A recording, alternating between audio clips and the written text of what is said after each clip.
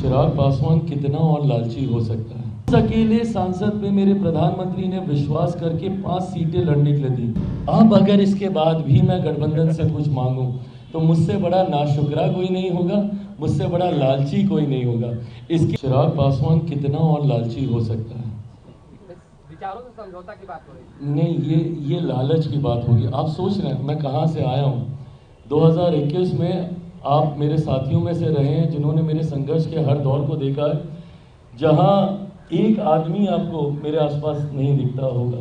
संभवतः कहीं कार्यक्रम करना है तो 10 लोग कहाँ से आएंगे, कौन उस व्यवस्था को तैयार करेगा। ये मुट्ठी भर लोग जो हमारे साथ थे वो इन चीज़ों को ऑर्गेनाइज करने का काम करते थे। ऐसे में 2024 में अकेले सांसद की पार्टी, और जिसकी पार्टी को 2021 में तोड़ दिया गया था, उसे घर परिवार से निकाल दिया गया था, उस अकेले सांसद पे मेरे प्रधानमंत्री ने विश्वास करके 5 सीटें लड़ने के लिए दी। आज जब स्ट्राइक रेट की बात होती है कि मैंने 5 की 5 जीत के दी, वो तो सेकेंडरी है ना, पर ये विश्वास ही होना कि आपको 5 सीटें दी जा सकती हैं और आप जीत सकते हैं, ये विश्वास ही बहुत बड़ी बात है जो मेरे प्रधानमंत्री ने मुझ पर किया। उसके बाद उनके विश्वास पे मैं खरा उतरा, वो सेकेंडरी था। 5 सांसद मेरे जीते, 1 सांसद वाली पार्टी के 0 में 1 विधायक बोलने लगा था, पर जो जीते भी थे वो भी दूसरी तरफ चले गए थे। तो 0 विधायक वाली पार्टी को 29 सीटें दे दी जाती हैं चुनाव लड़ने के लिए। उसमें से हम 19 जीत के आते हैं तब, जबकि निरंतरता में ये नैरेटिव सेट किया जा रहा था कि सारी हारने वाली सीटें दी गई हैं।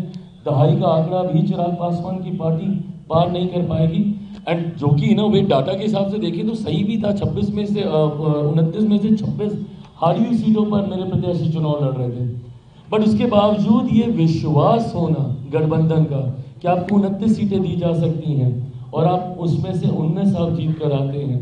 2 मंत्रियों को पहले उसमें शपथ भी दिलवा दी जाती है। अब अगर इसके बाद भी मैं गठबंधन से कुछ मांगूं तो मुझसे बड़ा नाशुक्रा कोई नहीं होगा, मुझसे बड़ा लालची कोई नहीं होगा। इसके बाद भी अगर मैं मलाल रखूंगा किसी तरीके से तो फिर मुझे खुशियों को मनाना नहीं आता होगा। तो ऐसे में जितना मिला है, मैं मानता हूं कि ये मेरे पिता के आशीर्वाद से हम लोग यहाँ तक पहुँचे हैं, तो मलाल कतई किसी बात नहीं।